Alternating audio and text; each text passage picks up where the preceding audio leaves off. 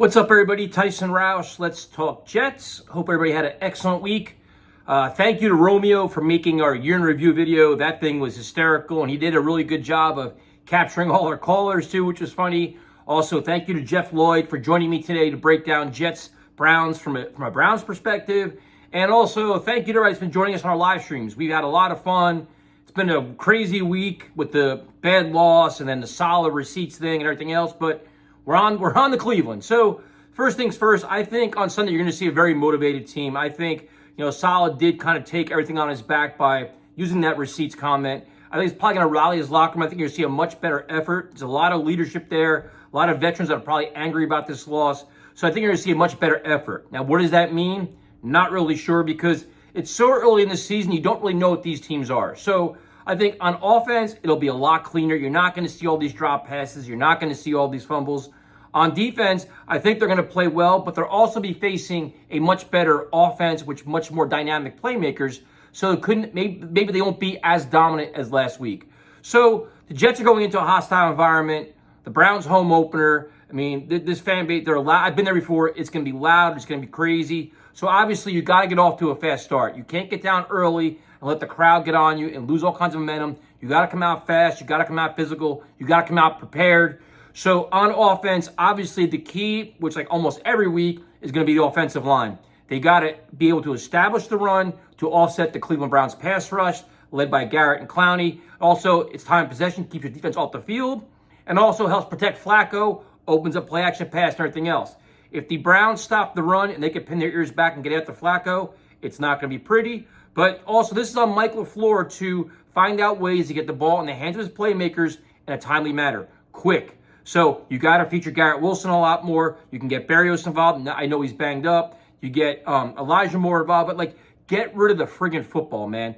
Try to find ways, whether it's screen passes, dump off passes, feature the tight ends. Now Uzomah's going to be out. Rucker's going to probably get his first action here, but that's use his skill sets as well. I mean, I'm not sure how they're going to feature Cager here, but get Conklin involved. But Mike LaFleur has got to have an excellent game plan here to keep the Jets not only, in the game, but to offset this Cleveland Browns defense, which is pretty well-rounded. I mean, they have the good defensive front. They got good corners. Their linebackers are pretty good, too. So this is going to be it's a stout opponent.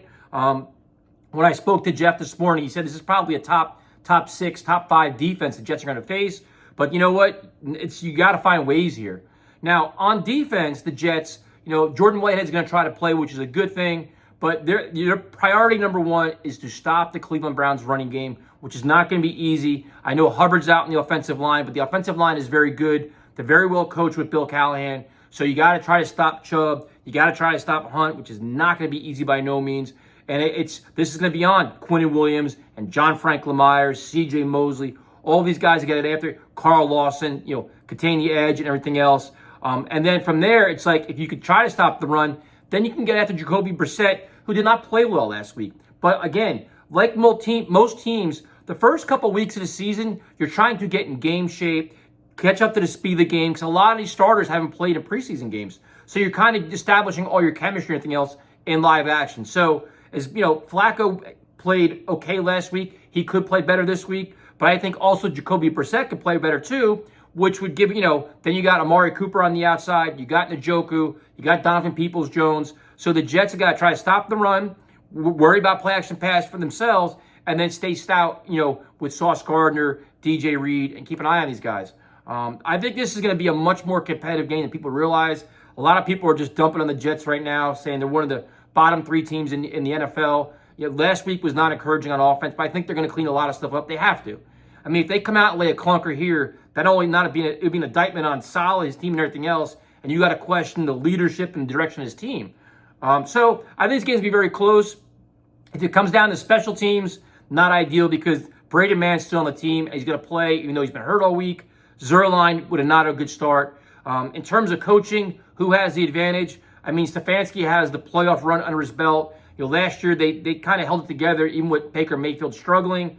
Robert Saleh, we don't really know what he is at this point. I mean, because, what we saw last week and then all last year. So I think it's going to be an interesting game. I think it's going to be closer than people think. I think, unfortunately, the Browns probably pull away in the fourth quarter. But it won't be like last week where it's, Jets are down by 21. So I'm going to say something like, 24-14, 24-17 Browns.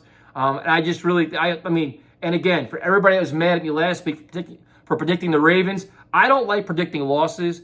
I just think I wish I had a much more mobile quarterback here that, I wish you had Zach Wilson with the pocket collapse. He could run around, do things. You could roll him out. The immobility of Flacco and it's just his statue-like nature, I think, is a deficiency here. It's going to hold him back. And in the end, the Browns win. And if we're being completely honest, as of now, even with Jacoby Brissett at quarterback, the Browns are probably the better team.